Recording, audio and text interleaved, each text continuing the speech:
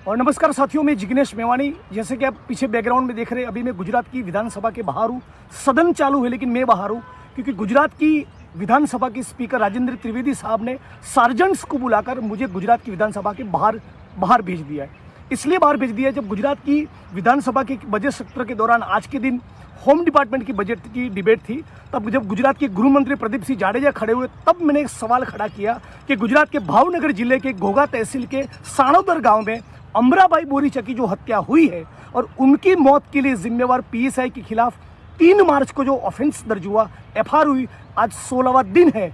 इस मामले में पीएसआई की गिरफ्तारी क्यों नहीं हो रही? और साथ साथ में उस मुद्दे को भी उठाने वाला था कि गुजरात में पीएसआई की 300 जो भर्ती होने वाली 300 पीएसआई की, उसमें से शेड्यूल कास्ट के 7% के आरक्षण के मुताबिक 21 पोस्ट होनी चाहिए, केवल एक ही पोस्ट है। इन दोनों मुद्दों के आज मैं उठाने वाला था, उसे मुझे नहीं उठाने दिया गया। मुझे सार्जेंट को बुलाकर गुजरात की असेंबली के बाहर भेज दिया गया है। लेकिन ये अनामत वाला जो आरक्षण वाला मुद्दा है, उससे भी बहुत सेंसिटिव मुद्दा है अमराबाई बोरीचा का।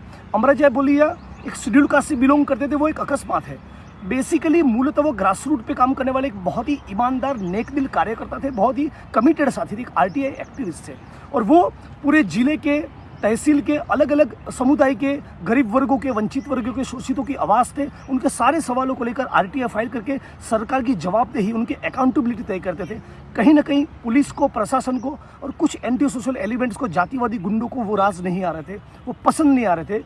तो 2009 से 2021 के बीच में लगातार 11 साल ये शेड्यूल कास्ट के आरटीआई एक्टिविस्ट अमराबाई बोरीचा के ऊपर मैं दोबारा रिपीट कर रहा हूँ, 2009 से 2021 के बीच में 11 साल में 13 बार उनके ऊपर हमले हुए। जाति के नाम पे गाली देना, माँ बहन की गाली देना, उनके घर में घुस जाना, घर को पचाने की कोशिश करना, ज़मीन में घुस जाना, ज़मीन में इलीगल ऑक्यूपेशन कर देना। वो जो ऑफेंस दर्ज किए है, वो ऑफेंस वापस लिए जाए, एफआईआर क्यों वापस नहीं कह रहे हो, ये कहते हुए उनके ऊपर पिटाई करना। मतलब 11 साल तक किसी एक व्यक्ति को इतना टॉर्चर किया जाए, उसके ऊपर 13 किस्म की एट्रोसिटीज़ हो, और उसके बावजूद भी जब पुलिस और प्रशासन उसको प्रोटेक्ट नहीं कर पाती, उनको पुख्ता पुलिस प्रोटेक्शन नहीं मिलता, तब 14वें अटेम्प्ट में उनकी हत्या कर दी गई। जब उनका खून हुआ तब पुलिस प्रोटेक्शन था, पुलिस की मौजूदगी में उनके घर के अंदर घुसकर उनकी हत्या हुई है। स्थानिक लोग, जब मैं उनके श्रद्धांजलि की सभा में पार्टिसिपेट करने के लिए गए, तो अब उनके परिवार के लोग और दूसरे सारे स्थानिक कार्यकर्ता भी बता रहे थे कि 3 बार पुलिस की मौजूदगी में उनके ऊपर हमला हुआ है। तो इतना संगीन मामला, और इस मामले में जिम्मेवार एक छोटा सा पुलिस सब इंस्पेक्टर, एक पूरी व्यवस्था की डिज़ाइन में कुछ नहीं होता है। तो मतलब कल के कोई बहुत बड़ा एसपी या डीजी रैंक का ऑफिसर इन्वॉल्व हुआ किसी एट्रोसिटीज़ के मामले में, किसी आरटीआई एक्टिविस्ट की हत्या के मामले में, तो आप क्या गिरफ्तारी करोगे? एक पीएसआई रैंक के ऑफिसर की यदि आप गिरफ्तारी करने के तैयार नहीं, वो भी उसके खिलाफ ऑफेंस दर्ज हो चुका है 16 दिन पहले, 3 मार्च को। तो आज जब मैंने मुद्दा ये उठाया कि इस अमराबाई बोरीचा के मामले में रिस्पॉन्सिबल पीएसआई की गिरफ्तारी हो, आखिर किसके कहने पे गिरफ्तारी नहीं हो रही, क्यों गिरफ्तारी नहीं हो रही, क्या कहना है प्रदीप सिंह जाडेजा साहब आपका? आप गुजरात के होम मिनिस्टर है, विधानसभा के असेंबली के फ्लोर पर जवाब दीजिए। तब उनके पास कोई जवाब नहीं था, वो खामोश रहे। पूरी भाजपा की टोली, पूरी भाजपा की मंडली खामोश रही, और वो डिबेट कर रहे थे सावरकर के ऊपर।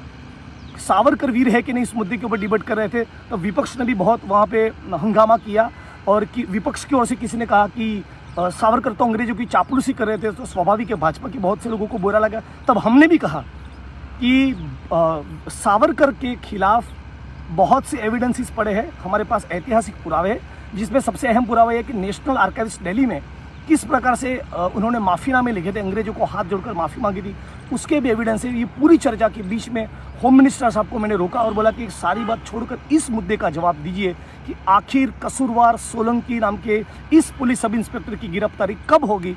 ये सवाल पूछने पर उनके पास कोई जवाब नहीं था, और फिर सार्जेंट्स को बुलाकर मुझे असेंबली से बाहर कर दिया है। मुझे कोई इस बात का संकोच नहीं कि मैं बाहर हूँ। जब मुझे बाहर बोलने से रोकेंगे तो गुजरात की विधानसभा में बोलूँगा, जब विधानसभा के अंदर बोलेंगे मैं सड़क पे खड़ा रह के बोलूँगा। इस बात का मेरा संकल्प है, और मैं ये भी सोच रहा हूँ कि यदि उनका परिवार तैयार होता है और गुजरात के दूसरे आंदोलनकारी साथी भी तैयार होते हैं, तो अभी विधानसभा का सत्र चालू है, सदन अभी भी जारी है, तो आने वाले 2-4 दिनों के अंदर विधानसभा के गेट नंबर 1 पर उनका परिवार और दूसरे दलित कार्यकर्ता ये सवाल पूछने के लिए आए कि एक पीएसआई की गिरफ्तारी क्यों नहीं होती, जिसके चलते अमराबाई बोरीचा की हत्या हुई। जय भीम और इंकलाब जिंदाबाद।